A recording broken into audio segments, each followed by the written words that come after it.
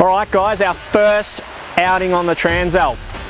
We've been on road, dirt, we've done some single trail, we've done some technical stuff, we've jumped this thing. We've really gone above and beyond to put this thing through its paces. Tell you guys what it does well, not so well, and a few other points that we've found that could make owning one of these bikes more enjoyable. The Transalp comes with a whole heap of electronic features that you'd come to expect from most modern day adventure bikes. We've got different power modes, 5 different riding options: rain, gravel, user defined, sport, engine brake control, traction control, ABS. Let's go and find out what it all means for the average day rider.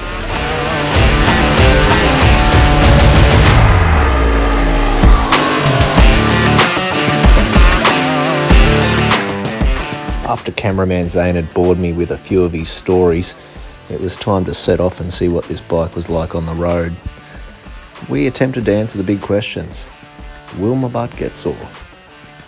Am I going to have a headache? Is it noisy? How does it handle? For the most part, you really can't fault this thing on the road. It does everything you'd expect it to, and it was comfortable. It's worth mentioning that the screen on this bike did actually offer a fair amount of protection from the wind. I didn't have any buffeting of my helmet, and the engine had really good power. I was quite impressed at this point.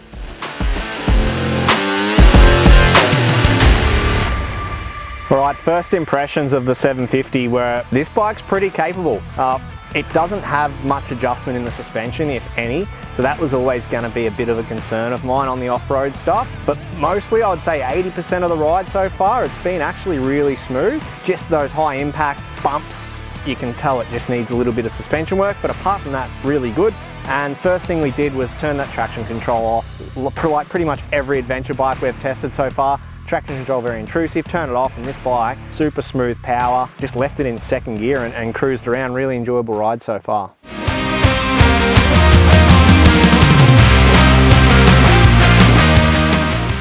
One thing I wanted to make mention of was the tyres on this bike.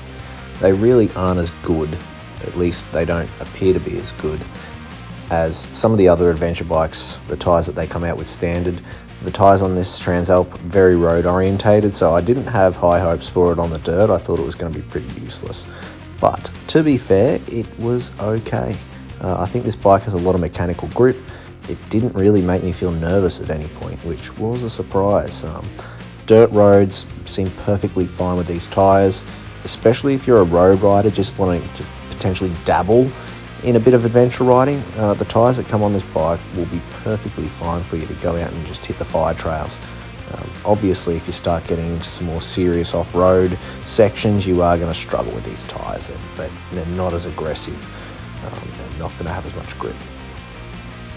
We should also add that although we sledge traction control pretty hard, for someone that's never been on the dirt before, it wouldn't be bad on this bike. It's certainly not intrusive to the point that you can't enjoy riding the bike. If you're not used to the wheels spinning up on you, it wouldn't be a bad idea to leave it on and just at least give yourself a bit of a feel for how the bike's going to move around on the dirt if you're pretty much used to riding on the road.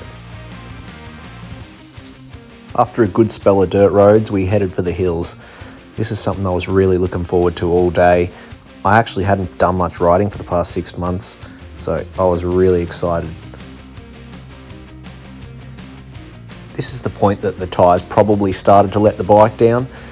Really would have been better up some of the steeper hills and also some of the steeper descents with a better set of tyres on it.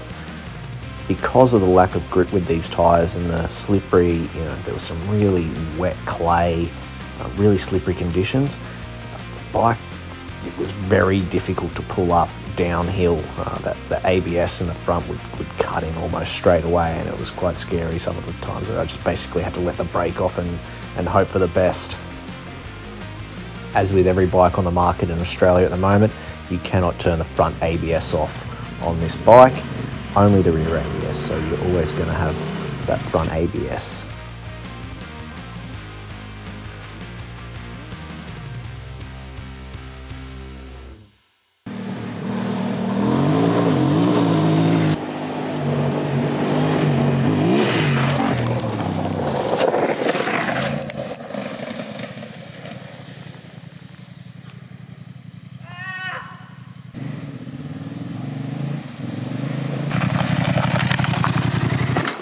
Can confirm, front ABS will still cut in quite intrusively.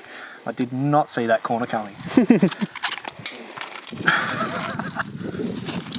The other thing worth noting about on this bike, I'm pretty sure after you turn the ignition off, it's going to wipe all of your user settings. So I've set this up with no traction, no ABS. We turn the key off, turn the key back on, and go to our user setting. It's wiped all of my settings, I think. So, something worth noting. You've got to reset it every time you turn the bike on and off. A little bit of single trail seen us finish the day on a high point. The bike's light, the bike's nimble. I was really loving it at this point. I don't know if it's because I hadn't had a ride in a while, but yeah, really love this bike in the single trail stuff. Definitely right up there with the Touareg in terms of how nimble it was.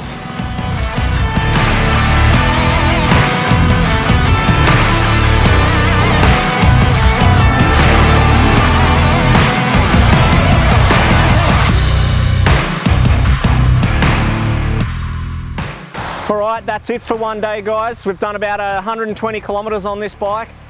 I rate it. This is a great bike. If you get a chance, go and see, obviously, us at Brisbane Motorcycles. Book in a test ride, see for yourself. If you like this video, like and subscribe, and we'll try and get back out here again soon with something different for you.